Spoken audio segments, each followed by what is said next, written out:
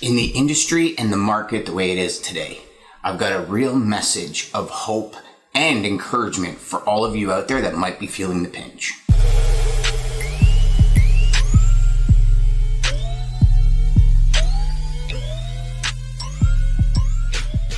Hey everybody, welcome back to the Logistics Life. And I know this podcast is a lot of the time meant to inspire you, to give you really cool sales strategies and different tools, tactics, workflows, and stuff to really help your business.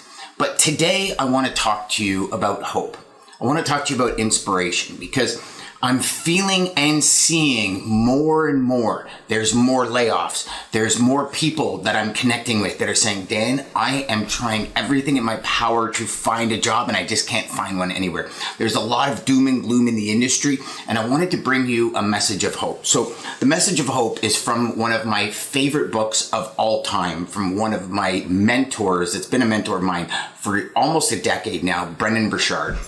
The Motivation Manifesto. If you don't have this book, I've literally in my lifetime probably bought 15 copies of this and given it to people because it's so inspirational. Now, this isn't a, personal development, hokey rose-colored glasses session. It's not one of those books either.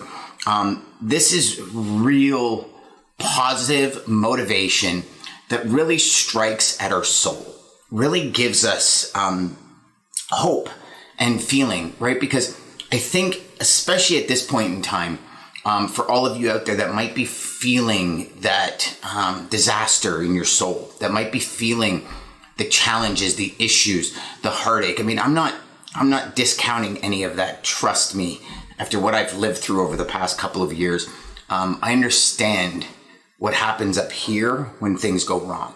I understand what happens up here when it's difficult to pay bills. I understand what happens up here when things aren't going right and the market's down and your lifestyle that you're accustomed to gets put in such jeopardy. I understand that more than most people will ever understand it. So that's not what this message is about. This message is to tell you that regardless of where you're at, it's always look up. Always try and be more, do more, and achieve more. And really, part of what I'm seeing these days and part of what I also see in my own life is now more than ever, it's about velocity. It's about getting more done in less time. But not only that, focusing on those needle movers, focusing on the pieces of the puzzle that we can actually control, right?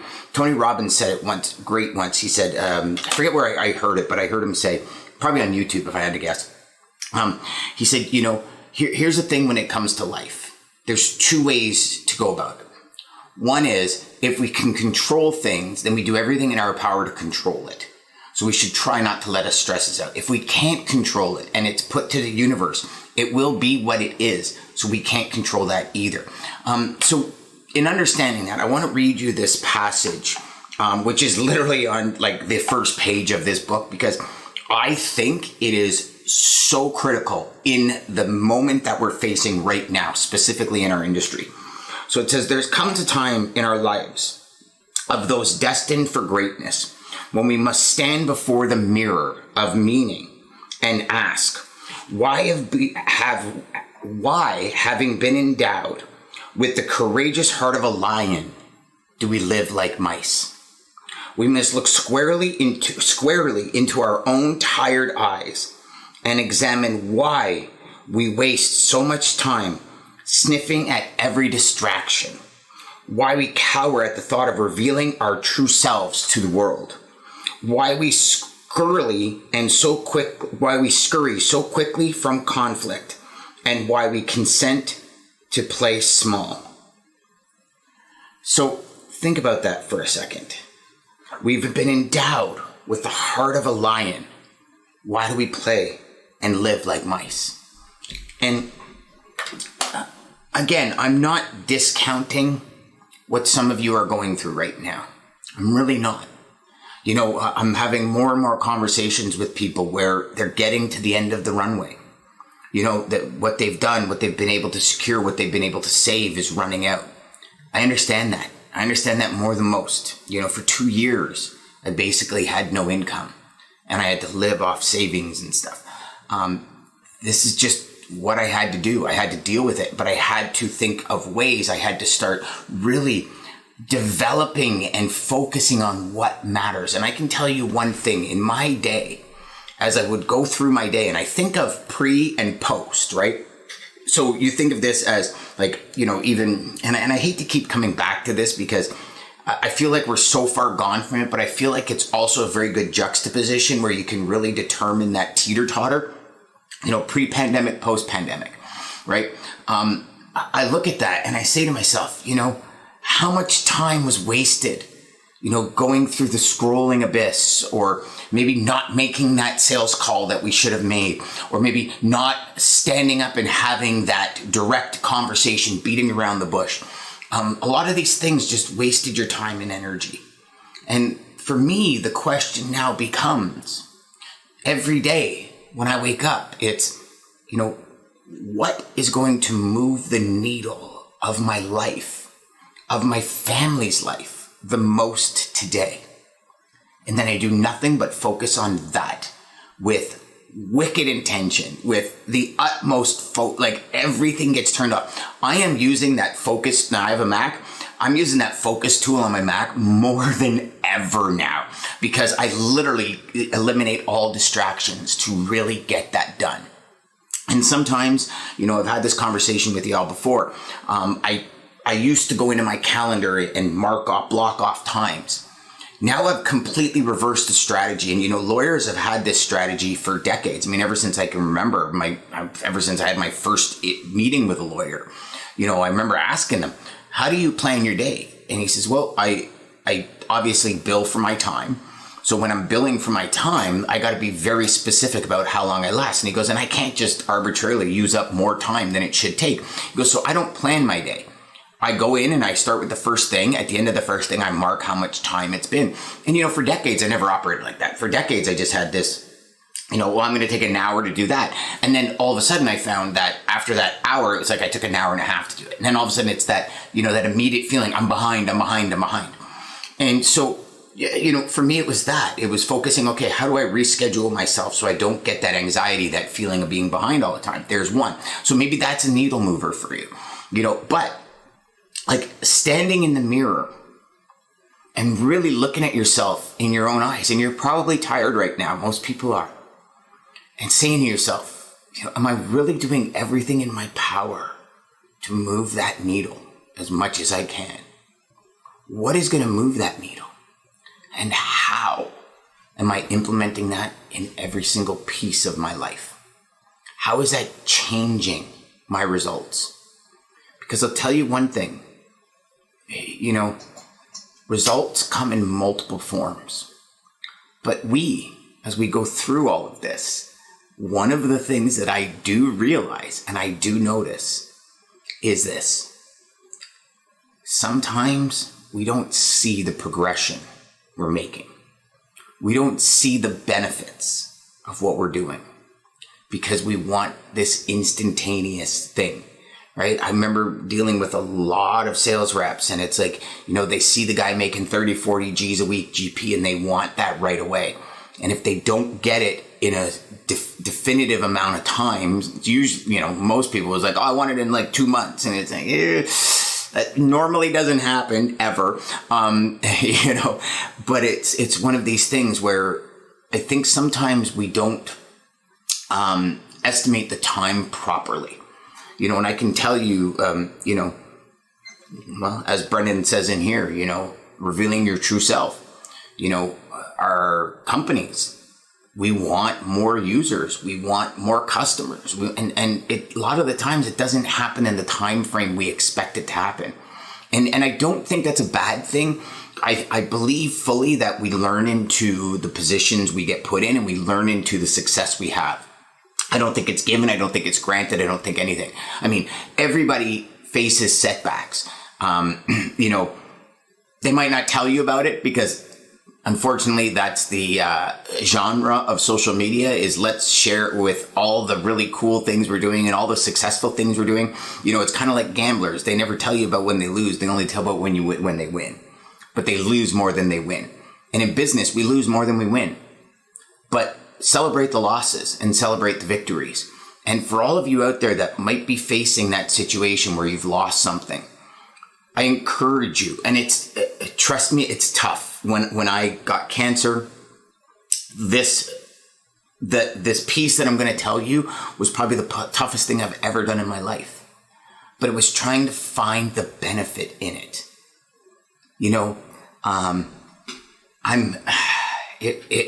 It was the toughest thing I ever did. Why? What was the benefit of going through what I went through? Why would there ever be a benefit in it? What did it teach me? And some days I lose track of that. Full transparency. Some days it taught me love. It taught me courtesy. It taught me respect. It taught me to, truly love life. And I'll tell you, sometimes I still, after all of that and 2 years of my life facing massive adversity after adversity, and when you think you're just about to come out, the universe knocks you back down. I still forget to love life. I still forget to honor those that I love, that I cherish. I still forget to be courteous. I'm angry. I'm upset. But I'm also happy and I'm ecstatic. And I know this sounds weird, but I hope some of you can see that there is a greater benefit to every adversity. There really is. There's a door that opens if you're looking for it. That's the big thing, if you're looking for it. So I encourage you, look for that door. Act like the lion you were born to be and start really coming to grips and saying, what is the next phase of my life? Because if you're in that position and you see that light at the end of the tunnel and it's a train, then you just got to become the Hulk and smash the hell out of that shit. And again, some of you might be saying, Dan, easier for you to say. No, it's not. I've been through all of this. Like I've been through adversity after adversity. I mean, I remember vividly so many times when I thought, man, I'm just about to make it. And then you slip and you slide 90% of the way back down the hill. And what do you do? What do you do at that point? You look up the hill and you go, fuck. All right, time to truck back up. But you know what? I learned not to put my foot there. I learned to grab here instead of there. And in the end, it all comes down to, what are you doing after you get knocked down? That's all that matters. It ain't about the knockdown. It's about the get up. Until next time, my friends, please go grab this book. If you are feeling down and you want real strategy, I mean, you can see how much I've digested this book probably 12 times. I've even to the point where it hit me so bad, I actually sent it to Brendan Burchard and asked him to sign it and send it back to me. That's how powerful this book was. Out of all the books I've read, this, Think and Grow Rich, which is behind me here, are probably two of the most powerful books. I would say probably then a few others. I mean, maybe I'll get into them in the next couple of weeks for you, because I think, I truly believe that books are truly, I mean, this right here is probably 5 years of work, 6 years of work for one individual, going through all the trials and tribulations that he went through and bringing it to you in a form that you can consume it in 2 days. But not only that you can consume it in 2 days, that you can go back and study it. And I suggest to all of you, if you enjoy reading, actually, if you just enjoy evolving, if you enjoy building yourself, becoming something new, becoming a better version of yourself, reading is the way to go. Or videos, or, but something that you can study.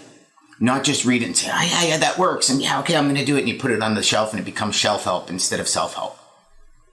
Right? So that's my challenge to you today. Just go out there and really build yourself. Learn into the person you want to become. if you're facing adversity, try and find that positive moment, that benefit in every adversity.